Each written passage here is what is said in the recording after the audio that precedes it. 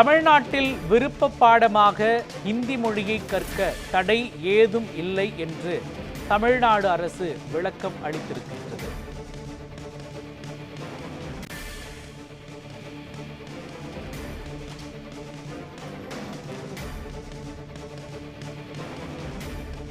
தமிழ்நாட்டில் ஹிந்தி மொழியின் நிலை குறித்த பாஜக மாநில தலைவர் அண்ணாமலையின் கருத்திற்கு தமிழ்நாடு அரசு சார்பில் விளக்கம் அளிக்கப்பட்டிருக்கின்றது. தமிழ்நாட்டில் ஹிந்தி கற்க தடை இல்லை என்று தமிழ்நாடு அரசு விளக்கம் அளித்திருக்கின்றது. சிபிஎஸ்இ பள்ளிகள் தவிர கட்டாய இந்தி பாடம் மற்ற பள்ளிகளில் இல்லை என்றும் தமிழ்நாடு அரசு விளக்கம் அளித்திருக்கின்றது.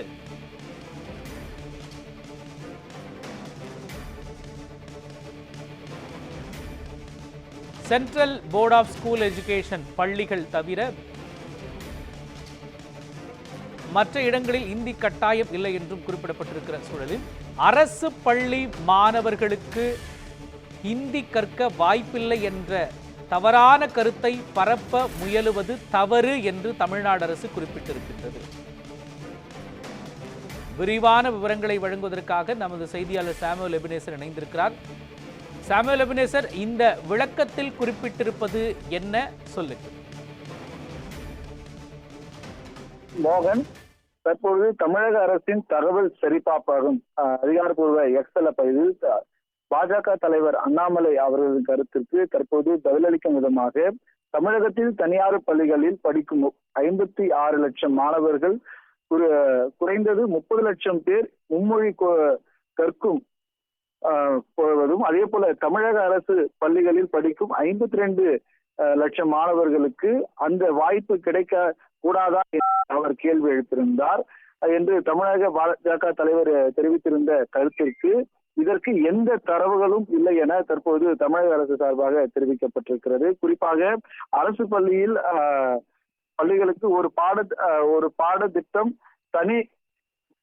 தனியாருக்கு ஒரு பாடத்திட்டம் என்று இருந்த நிலையில் மாற்றி அனைவருக்கும் சமமான சீரான கல்வியை கொடுக்க உரிய நோக்கில் அப்போதைய முதல்வராக இருந்த கலைஞர் அவர்கள் சமச்சீர் கல்வியை அறிமுகப்படுத்தினார் என்றும் அதில் தெரிவிக்கப்பட்டிருக்கிறது. குறிப்பாக தமிழ்நாட்டில் மொழி திணிப்பை எதிர்க்கும் நமது அரசு விருப்பின்படி எந்த தடையும் ஏற்படவில்லை என்றும், அதே போல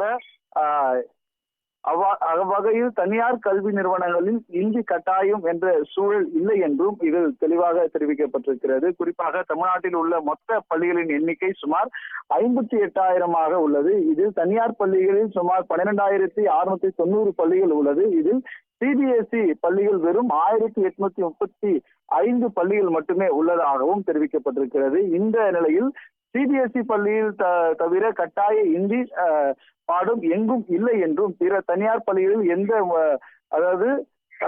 பொது தேர்விலும் இந்தி கிடையாது என்றும் இதில் விளக்கம் அளித்திருக்கிறது.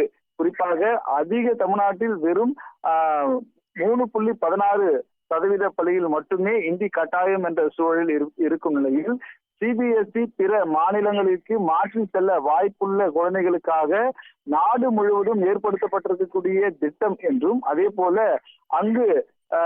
அங்கு சென்றாலும் ஒரே பாடத்தை தொடர உத்தரவு என நோக்கு வேறு எனவும் இதில் தெரிவிக்கப்பட்டிருக்கிறது. இந்த நிலையில் தற்பொழுது பல லட்சம் மாணவர்கள் இந்தி படிப்பதாக மனம் போன போக்கில் ஒரு தவறான கருத்தை கூறுவதும், அரசு பள்ளி மாணவர்களுக்கு வாய்ப்பில்லை என்று தவறான கருத்தை பரப்ப முயல்வது தவறு என்று தற்பொழுது தமிழ்நாடு தகவல் சரிபார்ப்பகம் சார்பில் தற்போது பாஜக தலைவர் அண்ணாமலை அவருக்கு இந்த பதிலினை தெரிவித்திருப்பது குறிப்பிடத்தக்கது. மோகன், விவரங்களை வழங்கியதற்கு நன்றி சாமுவேல் எபினேசர்.